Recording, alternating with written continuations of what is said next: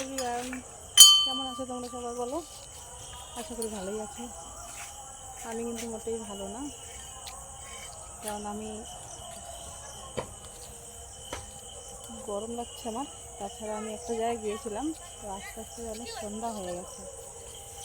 তো এমন জায়গায় গিয়েছি, সাইকেল চালিয়ে অনেকক্ষণ গেছি, তো মাথা ব্যথা খুব যন্ত্রণা করছে এখন দিয়ে।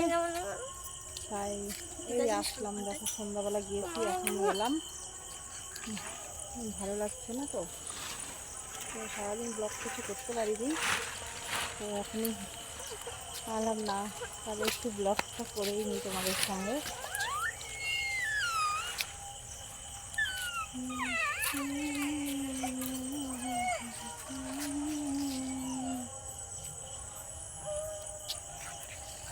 মাথাটা খুব ঘুরছে যেন, তখন আমার